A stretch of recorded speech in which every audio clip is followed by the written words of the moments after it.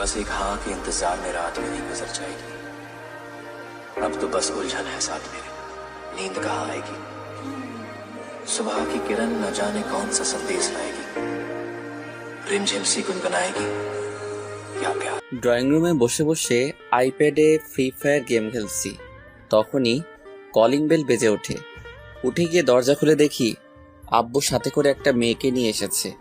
আমি আম্মুকে ডেকে বলি, ও আম্মু গো, তোমার বুঝি এই বাড়ির ভাত বন্ধ হয়ে গেল, তাড়াতাড়ি এসে দেখে যাও আব্বু আবার বিয়ে করে বউ নিয়ে এসেছে।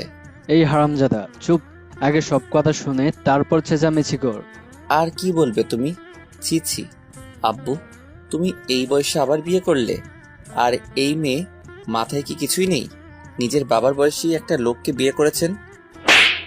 আব্বু ঠাস করে আমার গালে থাপ্পড় মেরে বলে, এনাফ, অনেকক্ষণ থেকে ফালতু কথা বলে যাচ্ছিস, কথা আগে শুন তারপর চেঁচামেচি করবি। আমি গালে হাত দিয়ে দাঁড়িয়ে আছি। তখনই আম্মু এসে মেয়েটাকে দেখে একটা হাসি দিয়ে বলে, আরে নীলামা, আয় ভেতরে আয়, বাহিরে দাঁড়িয়ে আছিস কেন? তোমার ছেলে ভিতরে আসতে দিলেই তো আসবে, সে কখন থেকে ফালতু বকবক করে যাচ্ছে। আমি তো আব্বু আম্মুর কথা শুনে বোকার মতো তাকিয়ে আছি। আম্মু বলে, কেন, নীলা আবার কি করলো? কি করেনি তাই বলো। এরপর আব্বু আম্মুকে একটু আগে সব কথা বলে। সব শুনে আম্মু হাসতে হাসতে বলে, আরে ও তোর আব্বুর বন্ধুর মেয়ে নীলা, আজ থেকে আমাদের বাসায় থাকবে আর তোকে পড়াবে। কি? উনি আমাকে পড়াবে মানে? কিসে পড়ে উনি? ও মাস্টার্স ফাইনাল ইয়ারে পড়ে। ও আচ্ছা ঠিক আছে। বলে আইপ্যাড নিয়ে রুমে আসতে গেলে আব্বু পিছন থেকে ডেকে বলে, নীলা মামুনির ব্যাগটা সাথে করে নিয়ে যা, আর তোর ফাঁসের রুমটা দেখিয়ে দে।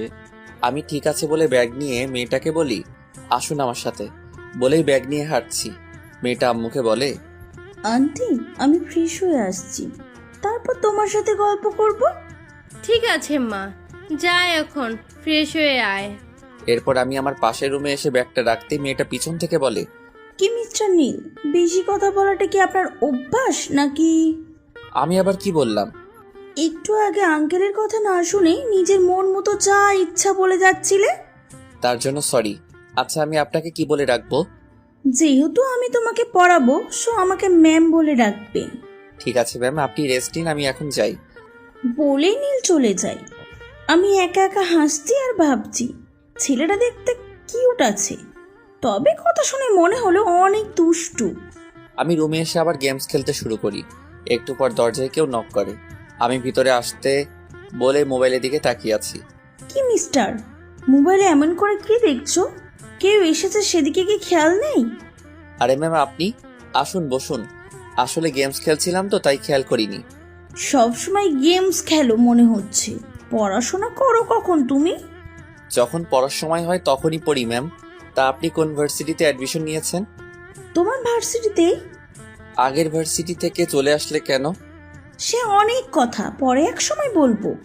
এখন নিচে যাই, আন্টির সাথে কথা বলে আসি। আমি ঠিক আছে বলে আবার গেমস খেলতে শুরু করি আর নীলা ম্যাম চলে যায় নিচে। চলুন এই ফাঁকে আমরা একটু পরিচিত হয়ে নিই। আমি নীল, আব্বু আম্মুর দুষ্টু ছেলে। সারাদিন ফ্রি ফায়ার গেমস খেলেই কাটে আমার সময়। কি করব বলুন, গার্লফ্রেন্ড নেই, তাই সময় কাটানোর জন্য এটাই বেস্ট। তবে আবার এটা ভাববেন না আমি লেখাপড়া করি না।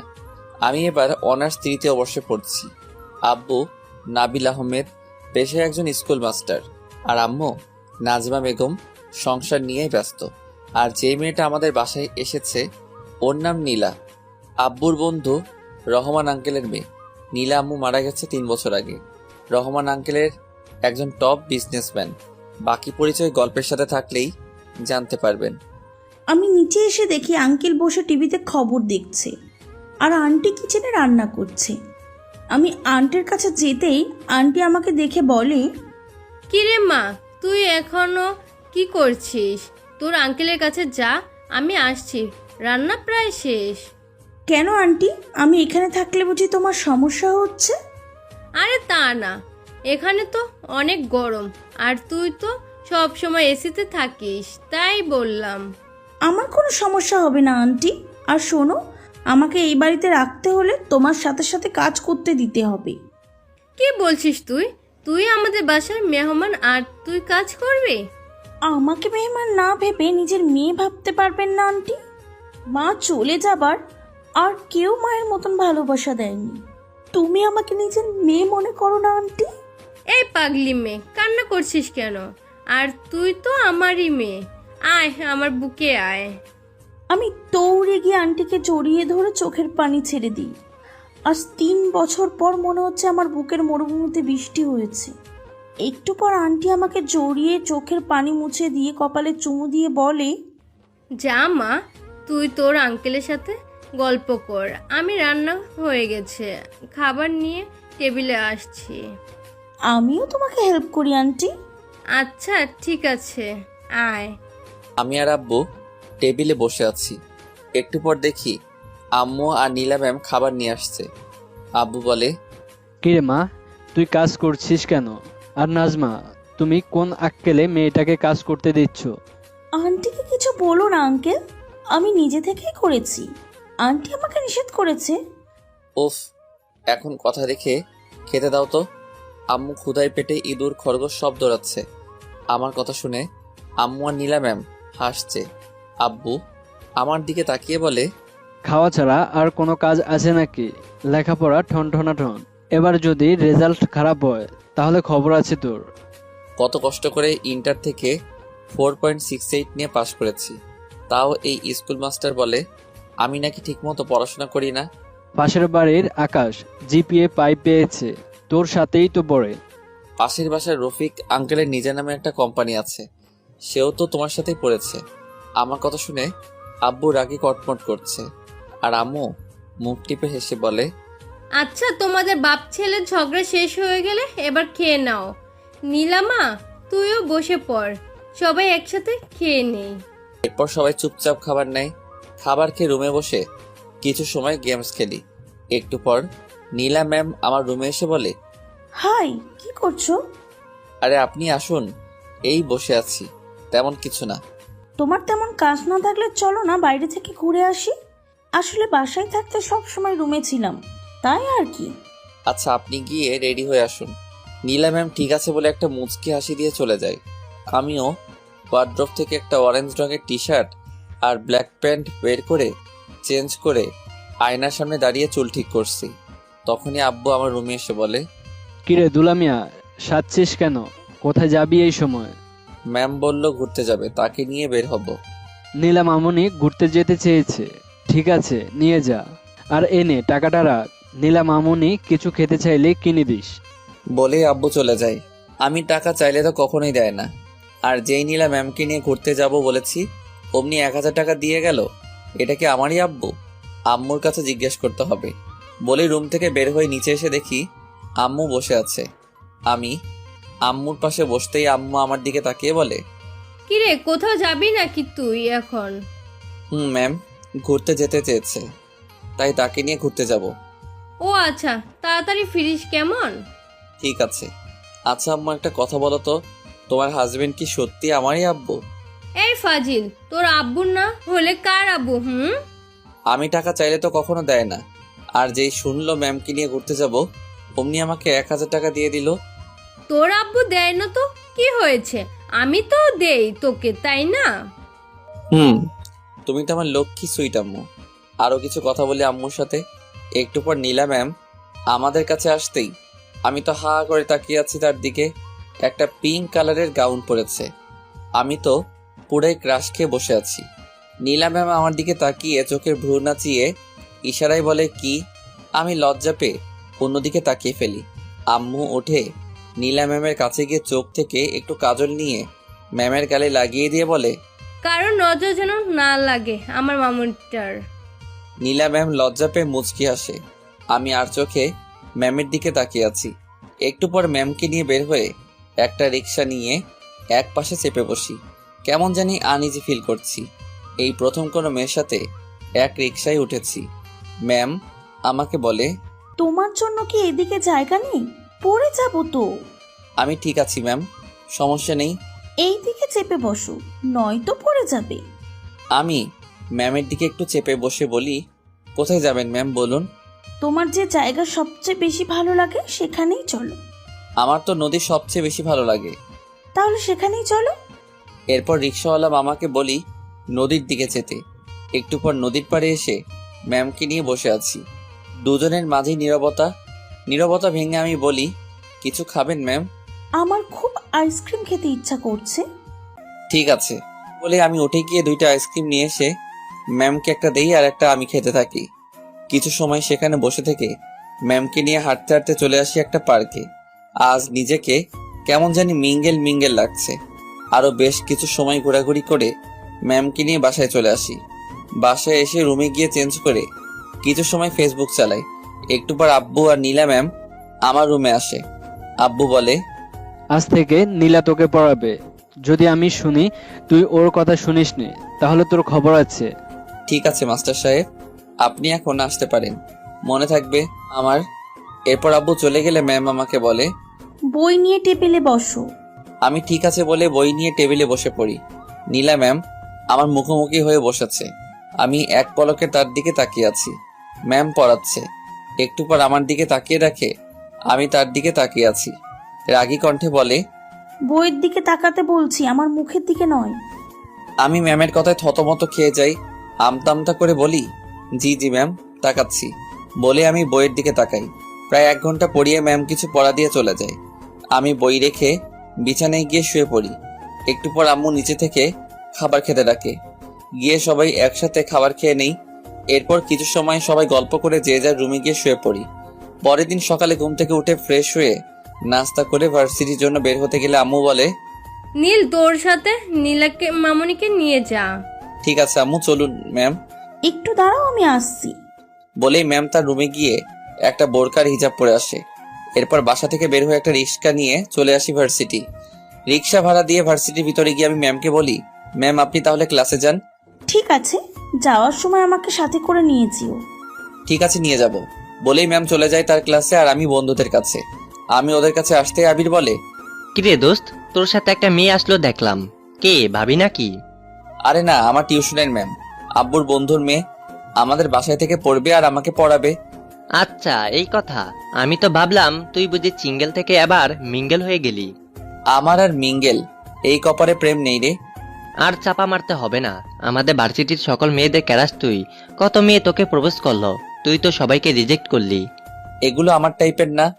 আমার জীবন সাথী যে হবে তাকে প্রথম দেখায় আমার মন চিনে নিবে, বুঝলি? বুঝলাম, এখন চল, ক্লাসের সময় হয়ে গেছে। বলেই দুজন বাকিদের থেকে বিদায় নিয়ে ক্লাসে চলে আসি। 2টা ক্লাস করে বের হয়ে এসে ভার্সিটির মাঠে বসে গল্প করছি। আবির বলে, দোস্ত তোর ম্যাডাম দেখতে কেমন রে? দেখ আবির, আমি ম্যামকে নিয়ে কোনো কথা বলতে চাই না।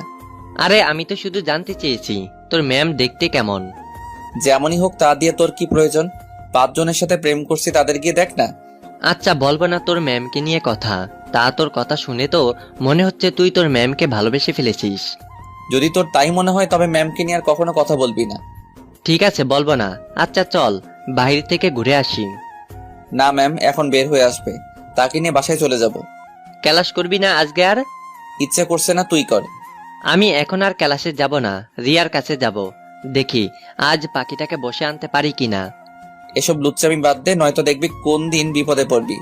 তোমার জ্ঞান তোমার কাছেই রাখো মামা, আমি যাই। বলেই আবির চলে যায়। চলুন আবির সম্পর্কে একটু আপনাদের বলি। আবির বড়লোক বাবার ছেলে। আমার সাথে যখন আবিরের বন্ধুত্ব হয় তখন এমন ছিল না। খুব ভদ্র আর ভালো মনের একজন মানুষ ছিল। নিশি নামের একটা মেয়েকে পাগলের মতো ভালোবাসতো, কিন্তু মেয়েটা আবিরের সাথে বেইমানি করে।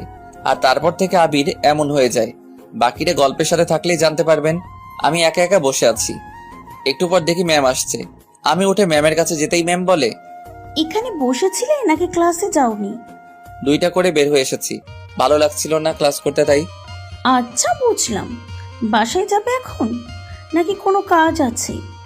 না তেমন কোনো কাজ নেই, চলুন বাসায় যাওয়া যাক। বলেই ম্যামকে নিয়ে ভার্সিটি থেকে বের হয়ে একটা রিক্সা নিয়ে চলে আসি বাসায়। বাসায় এসে আম্মুর সাথে কথা বলে চলে যাই রুমে। গিয়ে ফ্রেশ হয়ে নিচে এসে আম্মুকে বলি, আম্মু খাবার দাও, ক্ষুধা পেয়েছে। নীলা মামনিকে ডেকে নিয়ে আয়। আমি ঠিক আছে বলে উপরে এসে নক না করেই ম্যামের রুমে ঢুকে যা দেখি, আমার চোখ বড় বের হয়ে আসার অবস্থা। ম্যাম শাড়ির কুচি ঠিক করছে, শাড়ির আঁচলটা বুকে নেই। আমি চোখ বন্ধ করে অন্যদিকে ঘুরে যাই। ম্যাম আমাকে দেখে শাড়ির আঁচল বুকে জড়িয়ে উল্টো দিকে ঘুরে বলে, এই তুমি এখানে কি করছো? আর দরজায় নক না করে কেন ঢুকেছো? সরি ম্যাম, আমি বুঝতে পারিনি। আর আম্মু আপনাকে খেতে ডাকছে। বলেই এক দৌড়ে রুম থেকে বের হয়ে নিচে এসে আম্মুকে বলি, আম্মু একটা প্লেটে আমার খাবার দাও, আমি রুমে গিয়ে খাবো। আজ হঠাৎ রুমে গিয়ে খেতে চাচ্ছিস কেন? আর তোকে পাঠালাম নীলাকে ডাকতে, গিয়েছিলে? ম্যাম আসছে, এখন আমাকে খাবার দিবে না, চলে যাবে। ঠিক আছে, দিচ্ছি। বলে আম্মু একটা প্লেটে আমাকে খাবার দিলে আমি তাড়াতাড়ি করে রুমে চলে আসি। একটু আগে যা হয়েছে, এখন ভুল করেও ম্যামের সামনে যাওয়া যাবে না। আমি রুমে ঢুকতে গেলে দেখি ম্যাম রুম থেকে বের হয়েছে। আমি দৌড়ে রুমের ভিতরে গিয়ে দরজা বন্ধ করে ফেলি। মাত্র রুম থেকে বের হয়েছি, দেখে নীল দৌড়িয়ে ওর রুমে চলে গেল। এটা দেখে হাসতে হাসতে আমি নিচে এসে খাবার খেতে বসে পড়ি। খাবার খেয়ে সবকিছু একটা টেবিলে রেখে আমি শুয়ে শুয়ে গেমস খেলছি। কখন ঘুমিয়ে গেছি বুঝতে পারিনি। সেই কখন থেকে রুমে বসে আছি আর কিছুক্ষণ আগের কথা ভাবছি। বাঁদরটা আমার সব দেখে ফেললো। এখন নীলের সামনে যাবো কি করে ভাবতেই লজ্জা লাগছে। সবকিছু বাদ দিয়ে বই নিয়ে পড়তে বসেছি। ঘুম থেকে উঠে ফ্রেশ হয়ে নিচে এসে আম্মুকে বলি, আম্মু এক কাপ কফি বানিয়ে দিবে, মাথাটা ধরে আছে। আসছে নবাব সাহেব, ওনাকে এখন কফি বানিয়ে দিতে হবে। এই তুই নিজে গিয়েই বানিয়ে খেতে পারিস না? ওই, আমার ছেলেকে একদম উল্টাপাল্টা কথা বলবেন না। তোমাকে বলেছে কফি বানিয়ে দিতে। এবার বলো আব্বু, আমার আম্মু আমার সাথেই আছে। বাহ, যার জন্য করে ছুরি সেই বলে চোর। মা ছেলে একজোট হয়েছে। আমি কি তোমাকে বলেছি আমার জন্য চুরি করতে? আসছে দরদ দেখাতে। সুযোগ খুঁজো সব সময় আমার ছেলেকে বকা দেওয়া, তাই না? আমার কি ঠেকা পড়েছে শুনি তোমার ছেলেকে বকার জন্য? আচ্ছা, এবার তোমরা টম অ্যান্ড জেরির মতো ঝগড়া বন্ধ করো। আর আম্মু আমার জন্য আর সাথে আব্বুর জন্য কফি বানিয়ে নিয়ে আম্মু আস্তে আস্তে চলে যায়। আমি আব্বুর কোলে শুয়ে পড়ি। আব্বু আমার গাল টিপে চুলে হাত বুলিয়ে দিচ্ছে। একটু পর নীলা ম্যাম নিচে এসে বলে, পা আঙ্কেল, এত বড় ছেলেকে তুমি এখনো কোলে শুয়ে ঘুম পাড়িয়ে দাও? আমি ম্যামের কণ্ঠ শুনে আব্বুর কোল থেকে উঠে মাথা নিচু করে বসে থাকি। ম্যাম আমার দিকে তাকিয়ে আমার এই অবস্থা দেখে মুচকি আসে। আব্বু বলে, শুধু এই পাজেলটার হাতে পায়ের বড় হয়েছে। আমারও তাই মনে হয় আঙ্কেল। তুমি জানো আজকে ভার্সিটি গিয়ে 2টা ক্লাস করে বাইরে বসে আড্ডা দিয়েছে। আমি মনে মনে বলি, এই রে হয়ে গেল, এখন মাস্টার মশাই জ্ঞান দিতে শুরু করবে। ম্যাম আমাকে এমন করে বাসটা না দিলে কি হতো না? কিরে, তুই ক্লাস না করে বাইরে বসে আড্ডা দিচ্ছিস কেন? ভার্সিটি কি আড্ডা দিতে যাস? কতদিন তোকে বলেছি সকল ক্লাস করবি ভার্সিটি গিয়ে। তোকে নিয়ে আমার কত স্বপ্ন তুই জানিস। এভাবে যদি ক্লাস না করে আড্ডা দিস তাহলে কিভাবে আমার স্বপ্ন সত্যি করবি তুই? আমি রোজই সকল ক্লাস করি আব্বু, আজ ভালো লাগছিল না তাই। ক্লাস করতে ভালো লাগছিল না, তাহলে আড্ডা দিতে ভালো লাগছিল? নীলামার কথা যুক্তি আছে। বল, ক্লাস করতে ভালো না লাগলে বাসায় চলে আসতে। আড্ডা কি করে দিচ্ছিলি? ম্যাম বলেছে তাকে নিয়ে বাসায় আসতে, তাই তো ম্যামের জন্য অপেক্ষা করছিলাম। আমি ক্লাস না করে তোমাকে অপেক্ষা করতে বলেছি বুঝি? আমি মনে মনে বলি, আর বাস দিয়েন না গো মোড়ে, আর কিছু বললে মোর হিটলার বাপ এখন না আবার জুতা খুলে মোড়ে পিড়াই। এরপর যদি আর কখনো শুনি ক্লাস না করে আড্ডা দিয়েছিস তাহলে পিটিয়ে পিঠের ছাল তুলে নিব। আমি নীলা ম্যামের দিকে অসহায় দৃষ্টিতে তাকাই। ম্যাম আমার দিকে তাকিয়ে মিটমাট করে হাসছে। আমি মনে মনে বলি, এই দিনই শেষ দিন না ম্যাডাম, আমারও দিন আসবে, তখন বোঝাবে কত ধানে কত চাল। একটু পর আম্মু হাতে করে 4 কাপ কফি নিয়ে আসে। সবাই কফি খেতে খেতে আড্ডা দিচ্ছি। কিছু সময় পর ম্যাম বলে, নীল চলো পড়তে বসবে, সন্ধ্যা হয়ে গেছে। আমাকে আবার রাতে আজকে একটু পড়তে হবে, কাল আমার একটা অ্যাসাইনমেন্ট আছে। ঠিক আছে ম্যাম, চলুন। বলেই আমি আর ম্যাম আমার রুমে গিয়ে বই নিয়ে টেবিলে বসে আমি ম্যামকে বলি, তখনকার জন্য সরি ম্যাম। কখন কার জন্য ঠিক বুঝলাম না।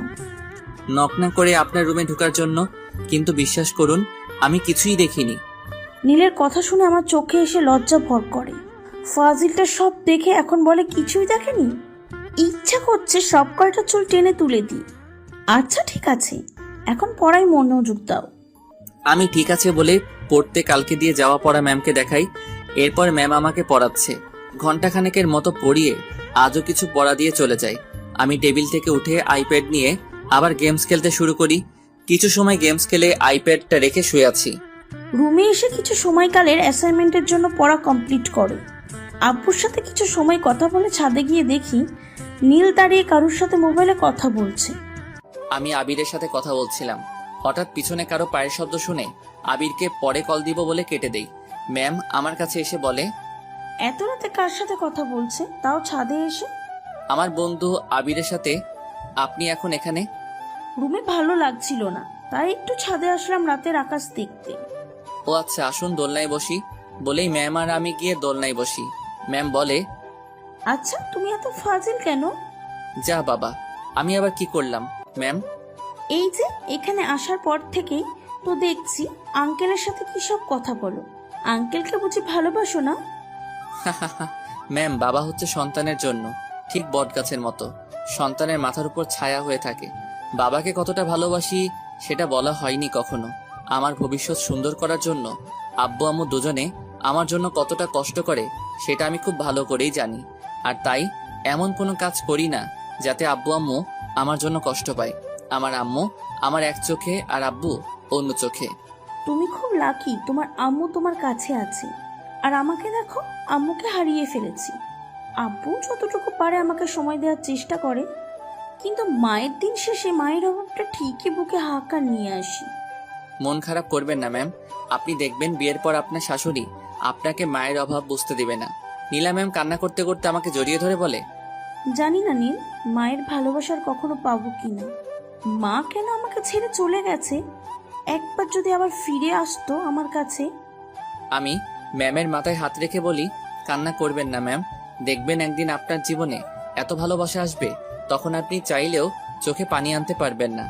ম্যাম আমাকে ছেড়ে দিয়ে চোখের পানি মুছতে মুছতে বলে, সরি, একটু ইমোশনাল হয়ে গিয়েছিলাম। আমার কিন্তু ভালোই লাগছিল ম্যাম। ফাজিল একটা। অনেক রাত হয়ে যাচ্ছে, আন্টি মনে হয় আমাদের খুঁজছে, চলো নিচে যাই। এরপর ম্যাম আর আমি নিচে আসতে আম্মু বলে, কিরে তোরা দুটো কোথায় ছিলি এতক্ষণ? কতবার ডেকেছিলাম। ছাদে বসেছিলাম আন্টি। আচ্ছা এখন আয়, খাবার খাবি, অনেক রাত হয়ে গেছে। আন্টি আমাকে তুমি আজ তুমি খাইয়ে দেবে? কেন নয়, আয় মা, আজ আমি তোকে নিজের হাতে খাইয়ে দেব। আমি কি দোষ করলাম আম্মু? আচ্ছা আয়, তোদের দুটোকেই খাইয়ে দিচ্ছি। বলেই আম্মু একটা প্লেটে খাবার নিয়ে আমাকে আর নীলা ম্যামকে খাইয়ে দেয়। খাবার শেষে কিছু সময় সবাই গল্প করে যে যার রুমে চলে যায়। ম্যাম যাওয়ার আগে আমাকে বলে, নীল, কাল একটু তাড়াতাড়ি উঠো, অ্যাসাইনমেন্ট আছে তো, তাই একটু তাড়াতাড়ি যেতে হবে। ঠিক আছে ম্যাম। বলেই রুমে গিয়ে ঘুমিয়ে পড়ি। সকালে ঘুম থেকে উঠে ফ্রেশ হয়ে নিচে এসে দেখি আব্বু আম্মু বসে চা খাচ্ছে। আমাকে দেখে আব্বু বলে, কিরে আজ এত তাড়াতাড়ি উঠে গিয়েছিস? নীলা ম্যামের আজ অ্যাসাইনমেন্ট আছে, তাই ওনাকে নিয়ে যেতে হবে। কিন্তু ম্যাম কোথায়? গিয়ে দেখে আয়, রাতে হয়তো পড়েছে তাই উঠতে পারছে না। আমি ঠিক আছে বলে ম্যামের দরজার সামনে গিয়ে নক করতেই ম্যাম বলে, কে, নীল নাকি? জি ম্যাম, কখন যাবেন? ভিতরে এসো নীল। আমি ভিতরে গিয়ে দেখি ম্যাম তার হিজাবে সেফটি পিন লাগানোর চেষ্টা করছে, কিন্তু হচ্ছে না। ম্যাম কিছু মনে না করলে আমি লাগিয়ে দিব। ঠিক আছে লাগিয়ে দাও, কেন জানি হচ্ছে না। আমি গিয়ে ম্যামের হাত থেকে সেফটি পিনটা নিয়ে খুব সাবধানে লাগিয়ে দেই। ম্যাম মুচকি হেসে আমাকে বলে, ধন্যবাদ, সে কখন থেকে চেষ্টা করছি, হচ্ছে না। এখন চলুন, 9টা বেজে গেছে। চলো, লেট হয়ে যাচ্ছে। ম্যামকে নিয়ে নিচে এসে খাবার খেয়ে আব্বু আম্মুকে বিদায় দিয়ে বাসা থেকে বের হয়ে একটা রিক্সা নিয়ে চলে আসি ভার্সিটি। গেটের সামনে আসতেই আবির এসে বলে, কিরে, তোকে সেই কখন থেকে কল করছি, মোবাইল কোথায় তুই? আর এটা বুঝি তোর ম্যাডাম? ম্যাম আপনি যান, লেট হয়ে যাচ্ছে আপনার। ম্যাম ঠিক আছে বলে চলে যায়। আবির বলে, কিরে, তোর ম্যাডামের সাথে আমার পরিচয় করিয়ে দিলি না কেন? ম্যামের অ্যাসাইনমেন্ট আছে, লেট হয়ে যাচ্ছে, পরে একসময় পরিচয় করিয়ে দিব। এখন চলো ক্লাসে যাই। আমি কিছু সময় নীলের দিকে তাকিয়ে মনে মনে বলি, আমি জানি বন্ধু তুই ইচ্ছে করে আমার সাথে তোর ম্যামের পরিচয় করিয়ে দিলি না, তবে আমিও দেখবো তুই কতদিন লুকিয়ে রাখতে পারিস আমার থেকে। কিরে কি ভাবছিস? চল ক্লাসে যাই। কিছু না, চল যাই। বলেই আমি আর আবির ক্লাসে চলে আসি। একটু পর স্যার ক্লাসে লেকচার দিতে থাকে। ক্লাস শেষ করে স্যার চলে যায়। এক এক করে বাকি ক্লাসগুলো করে বাইরে এসে দেখি ম্যাম গেটের সামনে দাঁড়িয়ে আছে। আমি আবিরকে বলি, আচ্ছা আমি বাসায় গেলাম, একটু কাজ আছে। বলেই ম্যামের কাছে আসতেই ম্যাম বলে, আজকে সব ক্লাস করছো? আমি সব সময় সব ক্লাস করি, কাল শুধু করিনি। চলুন বাসায় যাওয়া যাক। আমার খুব ফুচকা খেতে ইচ্ছা করছে, চলো না ফুচকা খাই। ঠিক আছে চলুন তাহলে। বলেই ম্যামকে নিয়ে চলে আসি ফুচকার দোকানে। এরপর 2 প্লেট ফুচকার অর্ডার দেই।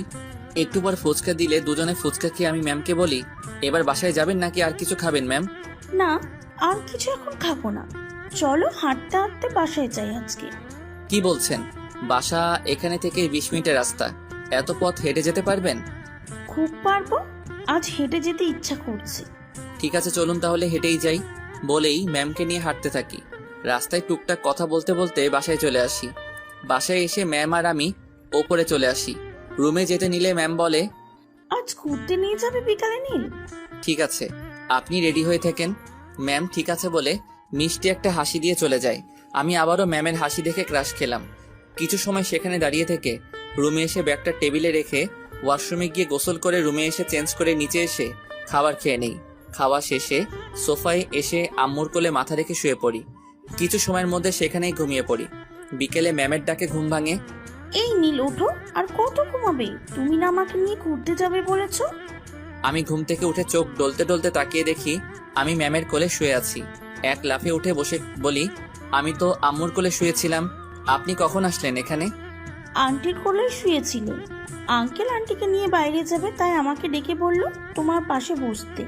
তুমি নাকি সবাই ঘুমালে পড়ে যাও তাই। কোথায় গেছে আব্বু আম্মু? কিছু বলে গেছে? আন্টি নাকি প্রেশারটা বেড়েছে তাই ডক্টরের কাছে গেছে। কই আম্মু তো আমাকে কিছু বললো না। আচ্ছা আমি ফ্রেশ হয়ে আসছি, আপনি গিয়ে রেডি হয়ে আসুন। ঠিক আছে, তুমি চেঞ্জ করে নাও, একটা ব্ল্যাক শার্ট নয়তো পাঞ্জাবি পরো। আমি ঠিক আছে বলে রুমে এসে আব্বুকে কল করি। আব্বু কল রিসিভ করে বলে, কিরে নীল, কখন ঘুম থেকে উঠলি? এখনই।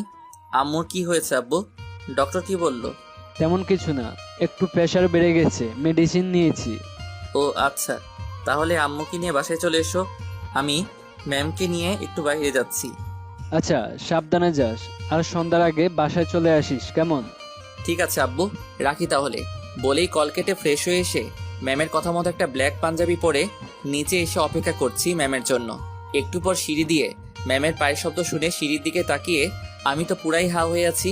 ম্যামের দিক থেকে চোখই সরাতে পারছি না। ম্যাম আমার সাথে ম্যাচিং করে ব্ল্যাক শাড়ি, কানে ব্ল্যাক কালারের ঝুমকো, চোখে কাজল, ঠোঁটে হালকা গোলাপি রঙের লিপস্টিক, কপালে ছোট্ট টিপ, হাত ভর্তি রং বেরঙের কাচের চুড়ি। আমার চোখের পলক পড়ছে না ম্যামের দিক থেকে। ম্যাম আমার কাছে এসে তুড়ি বাজিয়ে বলে, এমন করে তাকিয়ে কি দেখছো? চোখের পলকই পড়ছে না? আমি আনমনে বলে উঠি, তোমাকে দেখছি, চোখ সরাতেই পারছি না। আমার কথা শুনে ম্যাম বলে, আমাকে এমন করে দেখার কি আছে? শুনি। এবার আমি বাস্তবে ফিরি। একটু আগে ম্যামকে আনমনে কি বলেছি, ইসরে ম্যাম এখন কি ভাবছে আমাকে। আমি মাথায় হাত দিয়ে চুলকাতে থাকি। ম্যাম মুচকি হেসে বলে, অনেক লজ্জা পাওয়া হয়েছে, এখন চলো। চলুন এবার যাওয়া যাক। বলেই দুজনে বাসা থেকে বের হয়ে একটা রিক্সা নিয়ে চলে আসি পার্কে। একটা বেঞ্চে বসে আছি, দুজনের মাঝে নীরবতা। একটু পর নীরবতা ভেঙে ম্যাম বলে, কি নীল, আজকে কি চুপ করে থাকবে ঠিক করেছো নাকি? না এমনটা কেন হবে? আচ্ছা আপনি বসুন, আমি বাদাম নিয়ে আসছি। বলেই আমি গিয়ে বাদাম নিয়ে এসে ম্যামকে বাদামের প্যাকেটটা দিই। দুজনে বাদাম খাচ্ছি। আমি ম্যামকে বলি, আচ্ছা ম্যাম একটা কথা জিজ্ঞেস করি, যদি রাগ না করেন? আচ্ছা, রাগ করবো না, বলো কি বলবে। আচ্ছা আপনি আপনার লাইফ পার্টনার কেমন চান? আই মিন কেমন ছেলে আপনার পছন্দ? কেন হঠাৎ এই কথা জানতে চাইছো কেন? এমনি ইচ্ছে হলো জানতে, কেমন ছেলে আপনার পছন্দ। তেমন করে এখনো ভাবিনি, তবে যে আমার লাইফ পার্টনার হবে তাকে অবশ্যই অনেস্ট হতে হবে, আর আমাকে খুব ভালোবাসতে হবে। সে যদি আপনার থেকে জুনিয়র হয়, আই মিন ধরুন কোনো জুনিয়র ছেলে আপনাকে পছন্দ করে আর সে আপনাকে প্রপোজ করলো, তখন কি করবেন? জানি না, তবে যদি সে আমাকে সত্যিই ভালোবাসে তবে ভেবে দেখবো, কারণ ভালোবাসা কখনো বড় ছোট দেখে হয় না। এটা অবশ্য ঠিক বলেছেন।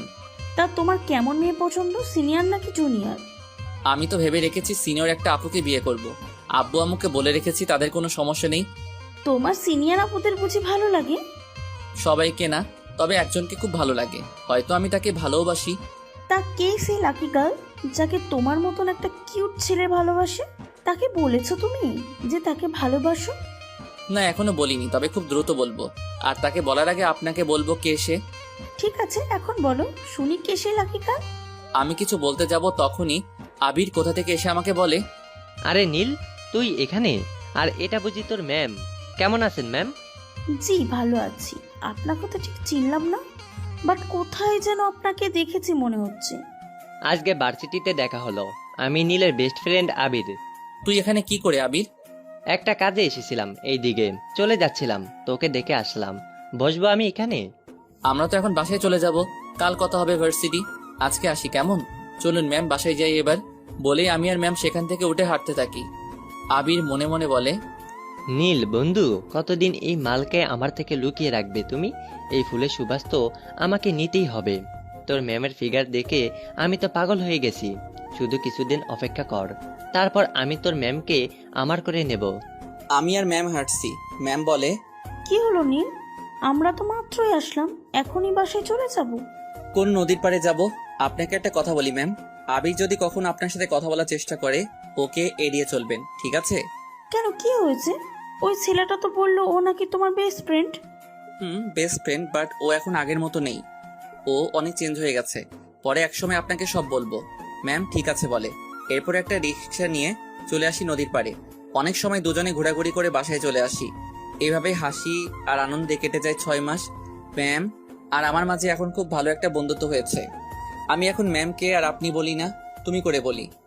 সকালে নীলকে ডাকতে ওর রুমে গিয়ে দেখি এখনো ঘুমিয়ে আছে। এই ছেলেটা কত যে ঘুমাতে পারে বুঝি না, সারা রাত কি যে করে। আমি নীলের কাছে গিয়ে ওর মাথায় হাত রেখে ডাকতে থাকি, এই নীল ওঠো, ভার্সিটি যাবে না? নীল ঘুমের মধ্যেই আমার হাত ওর বুকে জড়িয়ে ধরে। আমি কিছু সময় মুক্ত নয়নে নীলের ঘুমন্ত মুখের দিকে তাকিয়ে থাকি। একটু পর আমি ঘুমের মধ্যে খেয়াল করি কারো হাত আমার বুকে। ঘুম ঘুম চোখে তাকিয়ে দেখি আমি ম্যামের হাত জড়িয়ে ধরে শুয়ে আছি। তাড়াহুড়ো করে হাত ছেড়ে দিয়ে উঠে বসে বলি, নীলা তুমি কখন এলে? সেই কখন থেকে তোমাকে ডাকছি, ভার্সিটি যাবে না? আজ আমি যাব না, একটু কাজ আছে, তুমি যাও প্লিজ। আর আব্বু যদি কিছু জানতে চায় তবে বলবে আজ আমার ক্লাস হবে না। আমি আঙ্কেলকে মিথ্যা বলবো কেন? প্লিজ, শুধু আজকের জন্য। তুমি না আমার বন্ধু, আর বন্ধুর জন্য ছোট্ট একটা মিথ্যে বলতে পারবে না? আগে বলো কি এমন কাজ আছে তোমার যার জন্য আজ ভার্সিটি যাবে না? এটা তোমার জন্য সারপ্রাইজ, এখন বলা যাবে না। আমার জন্য কি এমন সারপ্রাইজ শুনি? বলে দিলে কি আর সারপ্রাইজ থাকলো? নীলা মুচকি হেসে ঠিক আছে বলে রুম থেকে চলে যায়। আসলে আজ নীলার জন্মদিন, তাই ওর জন্য একটা সারপ্রাইজ পার্টির আয়োজন করছি। আর আজকে আমি আমার মনের কথা বলবো নীলাকে। আপনারা আবার নীলাকে কিছু বলে দিয়েন না, বললে কিন্তু খবর আছে বলে দিলাম। এরপর উঠে ফ্রেশ হয়ে নিচে এসে সবাই একসাথে খাবার খেয়ে নেই। নীলা বাসা থেকে বের হতে গেলে আব্বু বলে, কিরে নীলামা, তুই একা যাচ্ছিস কেন? ওই বাদর, তুই এখনো রেডি হসনি কেন? আজকে নীলের ক্লাস হবে না আঙ্কেল, তাই আমি একাই যাচ্ছি। ও আচ্ছা, তাহলে নীল একটা কাজ কর, নীলামাকে ভার্সিটি পৌঁছে দিয়ে আয়। রাস্তাঘাটের অবস্থা ভালো না, একা যেতে হবে না। আচ্ছা আব্বু, আমি তাহলে নীলাকে পৌঁছে দিয়ে আসছি। বলেই দুজন বাসা থেকে বের হয়ে একটা রিক্সা নিয়ে উঠে পড়ি। রিক্সায় উঠতেই নীলা বলে, এই প্রথম আমি মিথ্যা বললাম, তাও তোমার জন্য। তবে আর কখনো কিন্তু বলবো না, মনে রেখো। ঠিক আছে, আর বলতে হবে না। আমিও আজকের পর আর ভার্সিটি অফ দিব না। কথা বলতে বলতে ভার্সিটি চলে আসি। নীলাকে ভার্সিটি পৌঁছে দিয়ে আমি চলে আসি ফুলের দোকানে। কিছু ফুল, লাল নীল সাদা রঙের, আবির, আরো যা যা লাগে সবকিছু নিয়ে বাসায় চলে আসি। এরপর আব্বু আম্মুকে এসে সব বলি। আব্বু আম্মু সব শুনে খুব খুশি হয়। আমি সবকিছু ছাদে নিয়ে রেখে দেই। এরপর রুমে এসে কিছু সময় আইপ্যাড নিয়ে ফ্রি ফায়ার গেমস খেলতে খেলতে ঘুমিয়ে যাই। ক্লাস শেষ করে বের হয়ে আসতেই নীলের বন্ধু আবির একটা গোলাপ ফুল নিয়ে আমার সামনে এসে হাঁটু ভাঁজ করে বসে বলে, যেদিন প্রথম তোমাকে দেখেছি সেদিন থেকে আমার মনের কোণে তোমায় নিয়ে অনেক স্বপ্ন এঁকে রেখেছি। ভালোবাসি তোমাকে। Will you marry me? এই ছেলে, তোমার লজ্জা করে না জুনিয়র হয়ে সিনিয়রকে প্রপোজ করো? ভালোবাসি, এতে লজ্জার কি আছে নীলা? আর তুমি সিনিয়র বলে তোমাকে ভালোবাসা যাবে না, এটা কোথায় লেখা আছে? কোথায় কি লেখা আছে আমি জানি, আর কখনো আমাকে এসব কথা বলবে না। বলে আমি সেখান থেকে চলে আসতে গেলে আবির পিছন থেকে আবার বলে, নীল কি এত সুখ দিয়েছে নাকি যে আমাকে পছন্দ হয় না? আমি কিন্তু নীলের চেয়ে বেশি সুখ দিতে পারবো। একবার চলো আমার সাথে। আবিরের কথা শুনে আমার রাগে মাথা গরম হয়ে যায়। আবিরের কাছে কি ঠাস করে ওর দুই গালে থাপ্পড় দিয়ে বলি, রাস্কেল, নিজে যেমন সবাইকে তেমন ভাবিস, নিজের মা বোনের সাথে কি এইভাবেই কথা বলিস? আজ বুঝতে পারছি নীল কেন আমাকে তোকে এড়িয়ে চলতে বলেছে। আর কখনো আমার সামনে আসলে থাপ্পড়ে তোর মুখের নকশা চেঞ্জ করে দিব, বাজে ছেলে কোথাকার। বলেই আবির রাগে মেগে সেখান থেকে চলে যায়। নীলা বাসায় আসে, সোজা আমার রুমে চলে আসে। নীলার দিকে তাকিয়ে দেখি চোখ কেমন লাল হয়ে আছে। কিছুটা অবাক হয়ে জিজ্ঞেস করলাম, কি হয়েছে তোমার, এমন লাগছে কেন? নীলা কিছু না বলে দৌড়ে এসে আমাকে জড়িয়ে ধরে কান্না করে দেয়। আমি কিছুটা ঘাবড়ে যাই। বুক থেকে নীলার মাথাটা তুলে দুই গালে হাত রেখে বলি, কি হয়েছে তোমার? কেউ কিছু বলেছে? বলো আমায়। নীলা আবার আমাকে জড়িয়ে ধরে কান্না করতে করতে ভার্সিটিতে যা হয়েছে সব বলে। রাগে আমার মাথা গরম হয়ে যায়, কিন্তু আজ নীলার জন্মদিন, তাই কোনো ঝামেলা করতে চাই না। তাই শান্ত কণ্ঠে নীলাকে বলি, আচ্ছা আমি দেখছি, তুমি কেঁদো না, যাও রুমে গিয়ে ফ্রেশ হয়ে আসো। তোমার জন্য আমি এখনো না খেয়ে আছি। কি, তুমি এখনো খাওনি? আচ্ছা আমি ফ্রেশ হয়ে আসছি। তুমি ফ্রেশ হয়ে রুমেই থেকে আমি খাবার নিয়ে তোমার রুমে আসছি। আজ তোমাকে আমি খাইয়ে দেব নিজ হাতে। নীলা মুচকি এসে মাথা নাড়িয়ে ঠিক আছে বলে চলে যায়। আমি নিচে গিয়ে একটা ফ্ল্যাটে দুইজনের জন্য খাবার নিয়ে নীলার রুমের সামনে এসে দরজায় নক করতেই নীলা ভিতরে যেতে বলে। আমি রুমে গিয়ে দেখি নীলা চেঞ্জ করে বসে আছে। আমি হাত ধুয়ে নীলার সামনে বসতেই নীলা বলে, এক প্লেট কেন, তুমি খাবে না? এক প্লেটে দুজনের হবে না বুঝি? আমি তোমাকে খাইয়ে দিচ্ছি, তুমি আমাকে খাইয়ে দাও। নীলা ঠিক আছে বলে আমাকে খাইয়ে দেয়, আর আমি নীলাকে। খাওয়া শেষ হলে নীলা বলে, আমার খুব ঘুম পাচ্ছে, আমার মাথায় একটু হাত বুলিয়ে দেবে? ঠিক আছে, তুমি শুয়ে পড়ো, আমি দিচ্ছি। এরপর নীলা শুয়ে পড়ে। আমি নীলার মাথার পাশে বসে ওর মাথায় হাত বুলিয়ে দিচ্ছি। নীলা আমার দিকে কিছু সময় তাকিয়ে থেকে ঘুমিয়ে যায়। আমি নীলার কপালে চুমু দিয়ে রুম থেকে বের হয়ে দরজা বন্ধ করে দিয়ে চলে আসি ছাদে। ছাদে এসে ফুল আর ঝাড়বাতি দিয়ে পুরো ছাদটা ভালো করে সাজিয়ে ফেলি, আর আবির দিয়ে বড় বড় করে হ্যাপি বার্থডে টু ইউ নীলা লিখি দেয়ালে। কিছু বেলুন দিয়ে একটা টেবিল সাজিয়ে রাখি। সবকিছু করতে করতে রাত প্রায় 8টা বেজে যায়। হঠাৎ ছাদের সিঁড়িতে কারো পায়ের শব্দ শুনে তাড়াতাড়ি করে ছাদের গেটের সামনে এসে দেখি নীলা ছাদে আসছে। আমি ছাদ থেকে বের হয়ে গেটে তালা মেরে দেই। নীলা আমাকে ছাদে তালা দিতে দেখে বলে, তুমি ছাদের দরজা বন্ধ করছো কেন? আর সেই কখন থেকে তোমাকে খুঁজে যাচ্ছি, কোথায় ছিলে এতক্ষণ? ছাদে এখন যাওয়া যাবে না, একটু সমস্যা আছে, চলো নিচে যাই। কেন, এখন কি ছাদে যেতে বারণ আছে? আর তোমার হাতে এত রং কিসের? সবকিছু পরে জানতে পারবে, এখন চলো তো এখান থেকে। বলেই নীলার হাত ধরে নিচে চলে আসি। নিচে এসে দেখি নীলার আব্বু এসেছে, আমার আব্বুর সাথে কথা বলছে। আমি আঙ্কেলের সাথে কুশল বিনিময় করে গিয়ে হাত ধুয়ে এসে সবার সাথে কিছু সময় গল্প করে সবাই একসাথে রাতের খাবার খেয়ে নেই। এখন ঠিক 11টা 50 বাজে। নীলার রুমের দরজা নক করতে নীলা ভিতরে যেতে বলে। আমাকে দেখে নীলা বলে, নীল, তুমি এই সময় কিছু বলবে? এখন কিছু বলার সময় নেই, আমার সাথে আসতো। কোথায় যাব এখন সেটা বলবে তো? আগে এসো তারপর বলছি। বলেই নীলার হাত ধরে ছাদে চলে আসি। নীলা ছাদের পরিবেশ দেখে বলে, 2 বছর পর, আজ 2 বছর পর জেল থেকে বের হয়েছি। এই 2 বছরে আব্বু আম্মু মাঝে মাঝে এসে দেখা করে গেছে, কিন্তু নীলা একবারও আসেনি। তবে আব্বু আম্মুর থেকে সবসময় নীলার খবর নিতাম। নীলা নিজেকে রুমে বন্দি করে রাখে সবসময়, কারোর সাথেই নাকি তেমন কথা বলে না। জেলখানা থেকে বের হতেই আম্মু দৌড়ে এসে আমাকে শক্ত করে জড়িয়ে ধরে কান্না করে দেয়। আব্বু পাশে দাঁড়িয়ে নীরবে চোখের পানি ফেলছে। আম্মু বলে, আজ 2 বছর পর তোকে এই বুকে পেয়ে আমার বুকটা শীতল হয়ে গেছে বাবা। নীলা কেমন আছে আম্মু?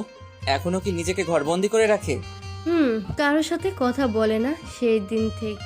সব কথা পরে হবে, এখন বাসায় চল। আব্বু, নীলাদের বাসায় যাবো আগে, নীলাকে কতগুলো দিন দেখি না। আচ্ছা, কাল যাব নীলাদের বাসায়, এখন আগে বাসায় চল। না আব্বু, আমি আজকে নীলাকে বিয়ে করতে চাই। কি বলছিস তুই? নীলা ধর্ষিতা জেনেও তুই বিয়ে করতে চাচ্ছিস? আম্মু চাইছি, তোমাদের কোনো আপত্তি আছে? না বাবা, আমাদের কোনো আপত্তি নেই। তোর কথা শুনে আজ গর্বে বুকটা ভরে যাচ্ছে। ঠিক আছে চল, আমরা নীলাদের বাসায় গিয়ে আজ নীলা আর তোর বিয়ের দিয়ে নীলার মাকে আমার বাসায় নিয়ে যাব। আমি ঠিক আছে বলে আব্বু আম্মুর সাথে গাড়িতে উঠে নীলাদের বাসায় রওনা দেই। আমাদের সমাজের মানুষগুলো কতটা আজব, একটা ধর্ষিতা মেয়েকে দেখলে ছিছি করে, অথচ বিয়ের আগে কত মেয়ে তার বয়ফ্রেন্ডের সাথে রুম ডেট করে। তারা ঠিকই বুক ফুলিয়ে সমাজে চলাফেরা করে। আবার কত ছেলে তো আছে যারা বিবাহিতা মেয়েদের নিয়ে পালিয়ে যায় তাদের দিকে কেউ আঙ্গুল তোলে না, কিন্তু একটা জানোয়ার একটা অসহায় মেয়ের সর্বনাশ করলে তার দিকে ঠিকই আঙ্গুল তোলে। নিজেদের চিন্তা ভাবনা বদলান, দেখবেন সমাজ এমনি বদলে যাবে। কিছুক্ষণ পর নীলাদের বাসার সামনে এসে গাড়ি থামে। আব্বু, আমি আম্মু নীলাদের বাসার সামনে দরজার সামনে দাঁড়িয়ে আছি। আব্বু কলিং বেল দিতে নীলার আব্বু এসে দরজা খুলে আমাকে দেখে বলে, আরে নীল বাবা, কেমন আছো তুমি? কতটা শুকিয়ে গেছো। এসো ভিতরে এসো। নীলা কোথায় আঙ্কেল? সেই দিনকার ঘটনার পরে ও অনেকবার সুইসাইড করার চেষ্টা করেছে। অনেক কষ্ট বুঝিয়ে এই পথ থেকে ফিরিয়ে আনতে পারলেও ঘর থেকে বের করতে পারিনি। সব সময় রুমে নিজেকে বন্ধ করে রাখে। আমি দেখছি আঙ্কেল। আর আব্বু, তুমি কাজে নিয়ে আসো, আজই আমি নীলাকে বিয়ে করব। আমার কথা শুনে নীলার আব্বু বলে, কি বলছো বাবা, তুমি সবকিছু জেনেও? আঙ্কেল, আমি সবকিছু জেনেই বলছি। আমি নীলাকে ভালোবাসি, আর এসব আমার আর নীলার মাঝে কোনো বাধা সৃষ্টি করতে পারবে না। নীলার আব্বু আমাকে জড়িয়ে ধরে কান্না করে দিয়ে বলে, সত্যি বাবা, তোমার বাবা মা খুব ভাগ্য করে তোমার মতো ছেলে পেয়েছে। আপনারা বিয়ের ব্যবস্থা করুন আঙ্কেল, আমি নীলাকে নিয়ে আসছি। বলেই নীলার রুমে চলে যাই। গিয়ে দেখি নীলা শুয়ে আছে। নীলা, কেমন আছো? নীলা আমার কণ্ঠ শুনে উঠে আমার দিকে তাকিয়ে আমাকে দেখে দৌড়ে এসে জড়িয়ে ধরে কান্না করে দেয়। আমি নীলাকে আমার থেকে ছাড়িয়ে কপালে চুমু দিয়ে চোখের পানি মুছে দিয়ে বলি, আর কাঁদবে? চোখের পানি শেষ হয়নি? এই 2 বছরেও তোমার চোখের পানি শুকোয়নি? তুমি কবে ছাড়া পেলে নীল? আজই। একবারও আমাকে দেখতে ইচ্ছে হয়নি তোমার? হয়েছে, রোজ হয়েছে, কিন্তু নিজের এই অপবিত্র শরীর নিয়ে সমাজের মানুষের সামনে কি করে যেতাম? আমার নীলা কখনো অপবিত্র হতে পারে না। চলো আমার সাথে। কোথায় যাব? আজ আমরা বিয়ে করব। পাগল হয়ে গেছো তুমি? একটা ধর্ষিতা মেয়েকে বিয়ে করবে তুমি? আমার জন্য সমাজের সবার কাছে তোমার মাথা হেঁট হয়ে যাবে, আর তাছাড়া তোমাকে দেবার মতো কিছু নেই। আমি তোমার দেহকে নয় নীলা, তোমাকে ভালোবেসেছি। আর রইল সমাজের কথা, এই সমাজকে আমি মানি না, যে সমাজে একজন পতিতা মাথা উঁচু করে চলে আর একটা ধর্ষিতা মেয়ের দিকে আঙুল তোলা হয়।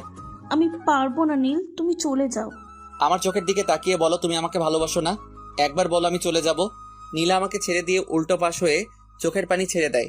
আমি নীলার কাছে গিয়ে আমার দিকে ঘুরিয়ে চোখের পানি মুছে বলি, আমি আমার উত্তর পেয়ে গেছি। এবার রেডি হয়ে নাও, আমরা আজই বিয়ে করছি। কিন্তু নীল, এটা কি করে? আর কিছু বলার আগেই আমি নীলার ঠোঁটের সাথে আমার ঠোঁট মিশিয়ে দেই। 5 মিনিট পর ছেড়ে দিয়ে বলি, এখনো বলবে আমাকে বিয়ে করবে না? নীলা কান্না করতে করতে আমাকে জড়িয়ে ধরে। আমিও শক্ত করে নীলাকে আমার বুকে জড়িয়ে ধরি। বেশ কিছু সময় দুজনে একে অপরকে জড়িয়ে ধরে আমি নীলার হাত ধরে নিচে আসতেই আম্মু নীলার কাছে এসে কপালে চুমু দিয়ে বলে, আয় মা, বস সেখানে। নীলা আম্মুর সাথে গিয়ে বসে পড়ে।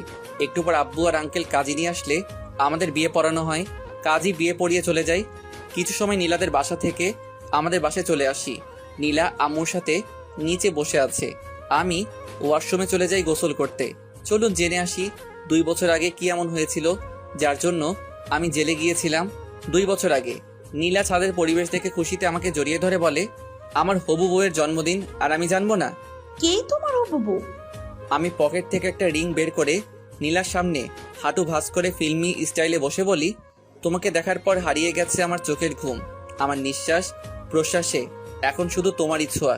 আমি সেই চাঁদ যার তুমি ছাড়া আর কোনো আকাশ নেই। আমার প্রতি মোনাজাতে তুমি, তুমি আমার প্রতি বইয়ের পাতার প্রতিটি শব্দ, তুমি আমার সুখের আশা, তাই চাই না কখনো তোমার থেকে দূরে যেতে। I love you Nila, will you marry me?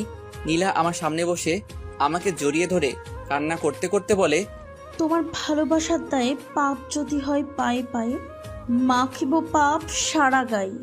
কোনো পুণ্য খুঁজি না, তোমায় ভালোবাসা ছাড়া আমি আর অন্য কিছু বুঝি না। আমিও যে তোমার প্রেমেই অন্ধ, বুঝুনি আর ভালো মন্দ। তোমার ভালোবাসার পানি ছাড়া অন্তর আমার ভিজবে না। সব দরজা বন্ধ হলেও ক্ষতি নেই, তোমার দরজা খোলা থাকলে মরার মতো বেঁচে থাকবো মন থেকে তুমি ভুললে। থাকলে তোমার বুকে মাঝে মনটা থাকে মহা আনন্দে, তুমি ছাড়া আমিও বাঁচব না। I love you too Neel, and yes I will marry you. আমিও নীলাকে শক্ত করে জড়িয়ে ধরি আমার বুকে। কিছু সময় এভাবে থাকার পর আমি নীলাকে রিং পরিয়ে দিয়ে হাতে কিস করি। এরপর আব্বু আঙ্কেল সবাই হাততালি দিতে দিতে বের হয়ে আসে। নীলা সবাইকে দেখে লজ্জায় লাল হয়ে যায়। আম্মু বলে, বাহ, আমাদের ছাড়াই এরা নিজেদের বিয়ে নিজেরাই ঠিক করে ফেলেছে। আম্মু তোমরা তো সবই জানো, তাও এসব বলছো। নীলা আমার কানের কাছে এসে ফিসফিস করে বলে, আব্বু, আঙ্কেল আন্টি এতক্ষণ এখানেই ছিল? এখানেই ছিল ম্যাডাম। নীলা লজ্জা পেয়ে আমার বুকে মুখ লুকায়। এরপর সবাই একসাথে নীলাকে উইশ করে কেক কেটে সবাইকে খাইয়ে দেয়। আব্বু আম্মু আঙ্কেল কিছু সময় থেকে চলে যায়। আমি নীলার এক হাত ধরে টেনে আমার বুকের সাথে জড়িয়ে ধরে গালে চুমু দিয়ে বলি, আজ থেকে বাকিটা জীবন ভালোবেসে মিশে রবে আমাদের দুটি মন। তাই থাকবে। আর আমার এক্সাম শেষ হলে আমরা বিয়ে করে নেব। আমার বইয়ের দেখছি আদর খাওয়ার জন্য আর তর্স হইছে না। নীলা মুচকি হেসে আমাকে শক্ত করে জড়িয়ে ধরে। বেশ কিছু সময় দুজন ছাদে থেকে নিচে চলে আসি। নীলা ওর রুমে চলে যায়, আমি আমার রুমে এসে শুয়ে পড়ি। মাত্র রুমে এসে চেঞ্জ করব, তখনই নীলের নাম্বার থেকে SMS আসে, একটু ছাদে আসতে কথা আছে। আমি মুচকি এসে রুম থেকে বের হয়ে ছাদে গিয়ে কাউকে দেখি না। হঠাৎ ছাদের গেট বন্ধ করার আওয়াজে পিছনে তাকিয়ে দেখি আবির রাগি লুকে আমার দিকে এগিয়ে আসছে।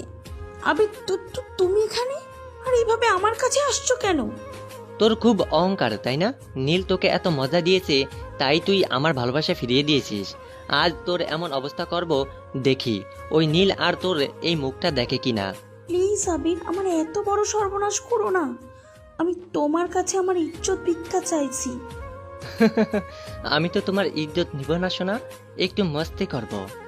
বলেই আবির পশুর মতো ঝাঁপিয়ে পড়ে নীলার উপর। নীলা হাজারো চেষ্টা করে আবিরের শক্তির সাথে পেরে ওঠে না। আবির নিজের শরীরের চাহিদা মিটিয়ে একপাশে বসে বসে সিগারেট খাচ্ছে। নীলা নিজের শাড়ির আঁচল বুকে জড়িয়ে কান্না করছে। আমি শুয়ে আছি, কিন্তু কিছুতেই ঘুম আসছে না। নীলার সাথে কথা বলার জন্য মনটা ছটফট করছে, তাই উঠে লাইট অন করে মোবাইল খুঁজছি, কিন্তু মোবাইলটা রুমে নেই। হঠাৎ মনে পড়লো মোবাইল তো ছাদে রেখে এসেছি, তাই রুম থেকে বের হয়ে ছাদের দরজা খুলতে গেলে দেখি বন্ধ। এর মধ্যে নীলার কান্নার আওয়াজ শুনে বুকের ভিতরটা মোচড় দিয়ে ওঠে। কয়েকটা লাথি মারতে দরজা ভেঙে যায়। ছাদে এসে যা দেখি, আমার মাথায় আকাশ ভেঙে পড়ে। আবির নীলার পাশে বসে সিগারেট খাচ্ছে। ওর গায়ে একটা শর্ট প্যান্ট ছাড়া কিছু নেই। নীলা ওর শাড়ির আঁচল বুকে জড়িয়ে কান্না করছে। আবির আমাকে দেখে পালানোর চেষ্টা করলে ওর বুকে এক লাথি মেরে ওকে ফেলে দিয়ে আশেপাশে তাকিয়ে একটা রড হাতে নিয়ে ইচ্ছে মতো আবিরকে মারতে থাকি। মারতে মারতে আবিরের নাক মুখ থেকে রক্ত বের করে ফেলি। আবিরের শরীর ফেটে রক্ত পড়ছে। চেঁচামেচি শুনে সবাই ছাদে এসে দেখে এই অবস্থা। আম্মু গিয়ে নীলাকে ধরে তুলে বুকে জড়িয়ে নেয়। নীলা আম্মুকে জড়িয়ে ধরে কান্না করছে। আমি এখন আবিরকে মারছি, ওর চুল ধরে বলি, তোকে নিজের বন্ধু ভেবেছিলাম, আর তুই আমার কলিজায় হাত দিয়েছিস। আজ আমি তোকে জানে মেরে ফেলবো। নীল, আমার ভুল হয়ে গেছে, আমাকে এবারের মতো মাফ করে দে। আমার নীলাও তোর কাছে মাপ চেয়েছে, তুই মাপ করেছিলি। আজ আমি তোর শরীরের চাহিদা বা সারা জীবনের মতো শেষ করে দিব। বলে রড দিয়ে আবিরের মাথায় বাড়ি দিবে, ওর পেটে ঢুকিয়ে দেই। গলা কাটা মুরগির মতো ছটফট করতে করতে মুহূর্তেই মারা যায়।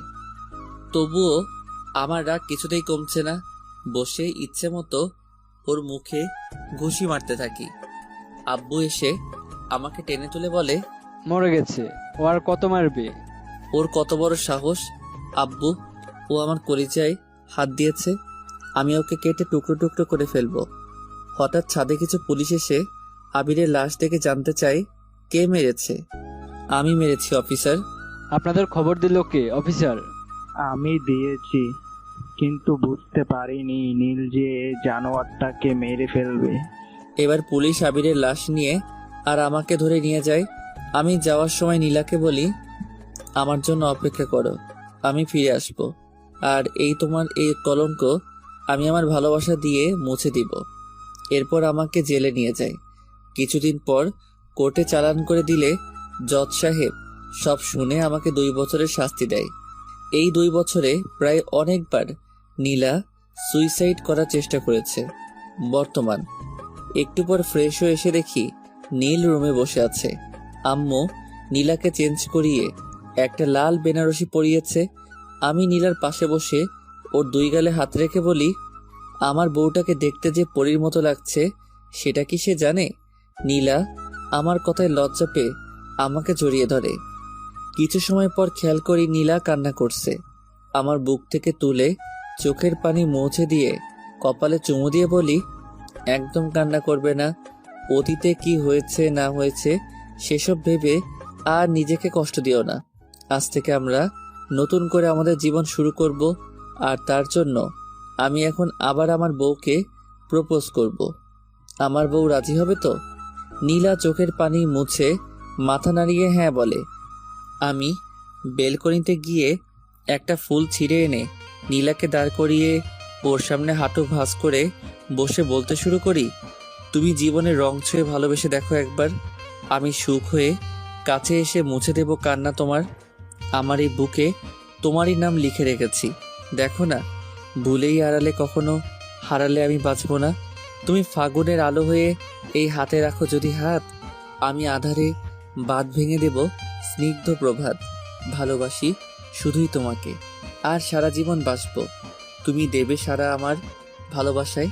নীলা আমার সামনে বসে কান্না করতে করতে আমাকে শক্ত করে জড়িয়ে ধরে বলে, ভালোবাসা তোমার মতো এমনিতেই হয়, আর মায়াতে একটা জীবন কোনো কিছুই নয়। অল্প ছুঁয়ে গল্প হয়ে আমি তুমি ময়, থেকো পাশে ভালোবেসে এমনই সব সময়। কারণ ছাড়াই মনটা আমার তোমার কাছে থাকতে চায়। যতটা সময় বাঁচবে জীবনে হাঁটবো তোমার পায়ে পায়ে। তুমি এলে তাই ইচ্ছে সাজাই, খুশিতে ভাসে আমার দিন। বোঝাই কি করে যাব মোরে, তুমি ছাড়া বাঁচা আমার জন্য সত্যি কঠিন।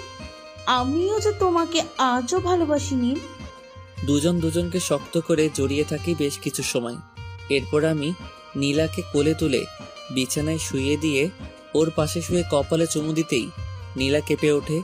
ধীরে ধীরে চার ঠোঁট এক করে দেই। এরপর নীলার ঘাড়ের থেকে চুল সরিয়ে মুখ গুজে দেই। নীলা আমার প্রতিটি ছোঁয়ায় কেঁপে ওঠে। ধীরে ধীরে দুজনে হারিয়ে যাই রঙিন এক স্বপ্নে। কিছু সময় পর নীলা আমার বুকে মাথা রেখে ঘুমিয়ে পড়ে। আমি নীলার কপালে চুমু দিয়ে ওকে জড়িয়ে ধরে ঘুমিয়ে পড়ি। পরের দিন সকালে ঘুম থেকে উঠে দেখি নীল আমাকে শক্ত করে জড়িয়ে ধরে ঘুমিয়ে আছে। কাল রাতের কথা মনে হতেই চোখে লজ্জা আর ঠোঁটে হাসি চলে আসে। কিছু সময় নীলকে জড়িয়ে ধরে থেকে উঠে ওয়াশরুমে চলে যায়। ঘুমিয়ে আছি, হঠাৎ মুখে পানি পড়তেই চোখ খুলে দেখি বউ আমার তার ভেজা চুল আমার মুখের সামনে ধরে মুচকে মুচকে হাসছে। আমি নীলার হাত ধরে এক টানে আমার বুকে ফেলে দিয়ে বলি, দুষ্টুমি হচ্ছে তাই না? এখন যদি আমি আবার গোসল করার ব্যবস্থা করি তাহলে কি হবে শুনি? একদম না, এখন আবার আমি গোসল করতে পারবো না। প্লিজ ছাড়ো, সবাই উঠে গেছে, কেউ চলে আসবে। এখন এখানে কে আসবে শুনি? সবাই জানে আজ আমরা এত সহজে রুম থেকে বের হব না। ইস, শখ কত! এত উঁচু হয়ে গেছো কেন তুমি? আমার বউ আর আমি তার সাথে লুচুগিরি না করলে কার সাথে করব শুনি? ইচ্ছে তো করছে দরজার বাহিরে একটা ব্যানার লাগিয়ে দেই, আর তাতে লিখে দেই 7 দিনের জন্য লকডাউন। সত্যি সত্যি লুচি হয়ে গেছো, শুধু পচা কথা বলো। এখন ছাড়ো, উঠে ফ্রেশ হয়ে নাও। আগে আমার মর্নিং কিসটা দিয়ে দাও। সারা রাত যা করেছো তাতে হয়নি বুঝি? এতে কিছু হয় নাকি? এত কিউট বউ আমার, ইচ্ছে তো করে সব সময় আদর করি। তোমার মুখে কিচ্ছু আটকায় না তাই না? আমি অন্য কাউকে কিছু বলছি না যে আটকাবে, আমি আমার বউকে বলছি। এখন আর কথা না বাড়িয়ে আমার পাওনাটা দিয়ে দাও। নীলা আমার গালে চুমু দিয়ে বলে, এবার হয়েছে, এখন ওঠো। এটা কি ছিল? আমি 5 বছরের ছোট বাচ্চা নাকি যে গালে চুমু দিচ্ছ বলে নীলাকে শক্ত করে জড়িয়ে ধরে 4 ঠোঁট এক করে দেই। একটু পর ছেড়ে দিতেই নীলা আমার বুকে মাথা রেখে শুয়ে থাকে। কিছু সময় দুজন এইভাবেই থেকে নীলা আমার উপর থেকে উঠে ড্রেসিং টেবিল আয়নার সামনে গিয়ে চুল মুছতে থাকে। আমি নীলার কাছে গিয়ে কপালে চুমু দিয়ে উঠে ফ্রেশ হতে চলে যাই। ফ্রেশ হয়ে এসে দেখি বউ আমার রুমে নাই। চেঞ্জ করে সিঁড়ির কাছে আসতেই শুনি পাশের বাসার আন্টিরা আম্মুকে কিছু বলছে, আর নীলা মাথা নিচু করে কান্না করছে।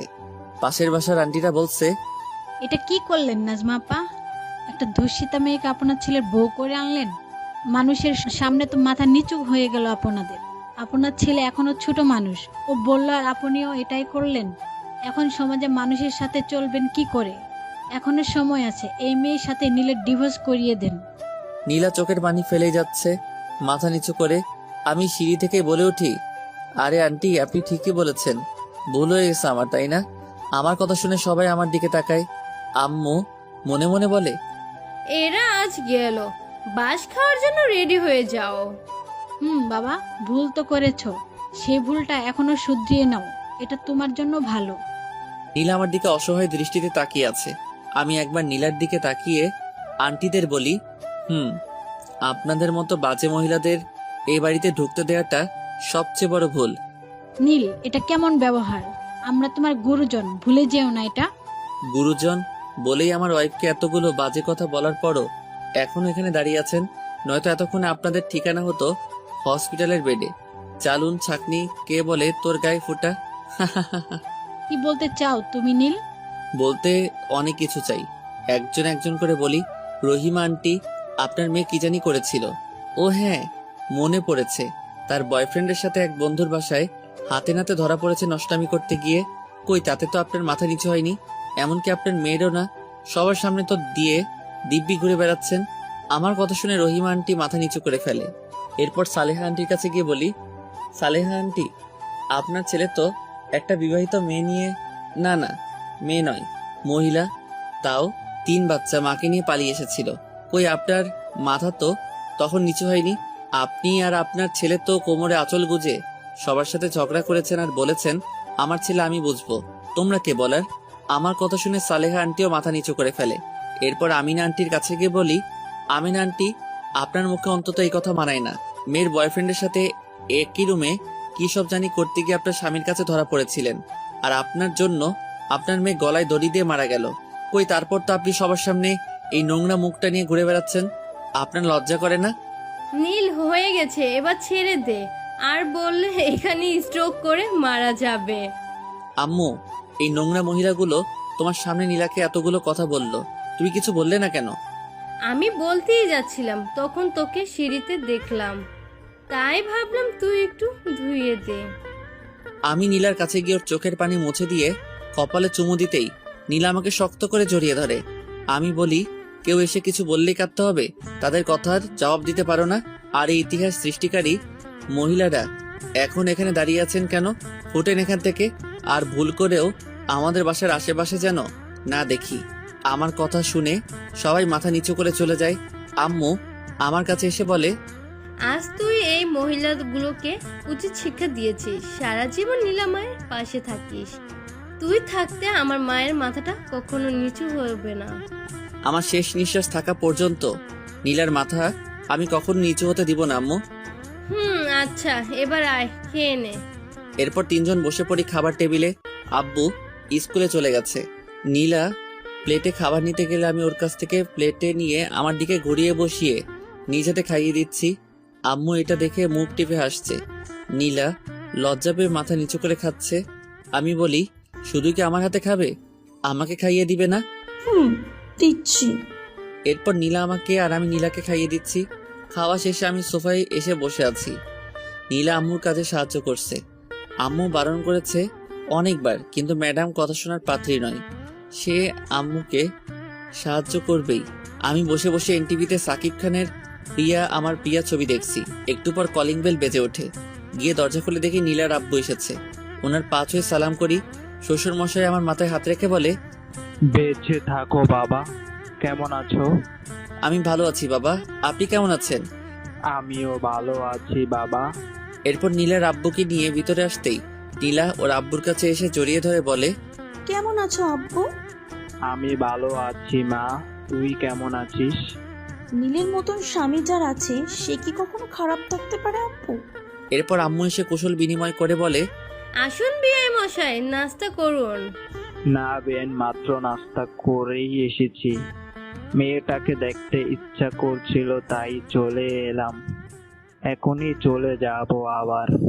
মাত্র তো এলে আব্বু, আবার এখনই চলে যাবে? অফিসে একটা মিটিং আছে মা, তোকে দেখা হয়ে গেছে, এবার যেতে হবে, সাবধানে থাকিস। আর নীল বাবা, আমার মা মরা মেয়েটাকে তুমি দেখে রেখো। আপনি নীলার জন্য কোনো চিন্তা করবেন না বাবা, আমি ওকে আগলে রাখবো। সেটা আমি জানি বাবা, সের জন্যই তো আমি নিশ্চিন্তে আছি। তোমার মতো জামাই থাকলে আমার মেয়ের কোনো সমস্যাই হবে না। এরপর নীলার আব্বু আরো কিছু সময় কথা বলে চলে যায়। সবকিছু গুছানো হয়ে গেলে আমি নীলাকে নিয়ে রুমে চলে আসি। রুমে এসে নীলাকে ঘুরিয়ে পিছন থেকে জড়িয়ে ধরে ঘাড়ে নাক ঘষতে ঘষতে বলি, কোথাও ঘুরতে যাবে আজ? যাব। কোথায় নিয়ে যাবে? কোনো এক রোমান্টিক জায়গায়, যেখানে পরিবেশ থাকবে নীরব স্তব্ধ।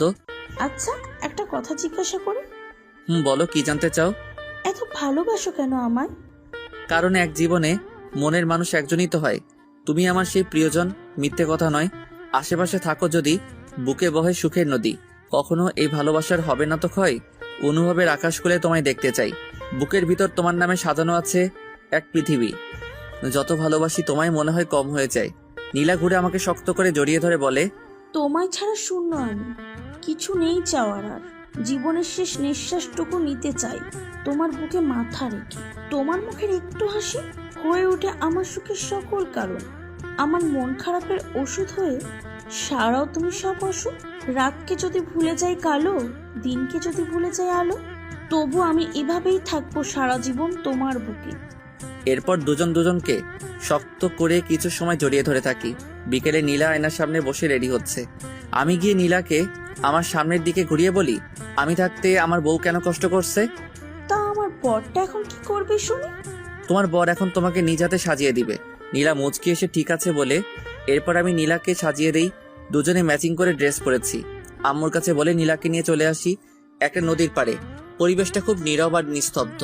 নীলাকে সামনে বসিয়ে আমি ওর পিছনে বসে পিছন থেকে জড়িয়ে ধরে বসি। নীলা আমার বুকের সাথে ওর পিঠ ঠেকিয়ে বসে, আমার হাত শক্ত করে জড়িয়ে ধরে বসে থাকে।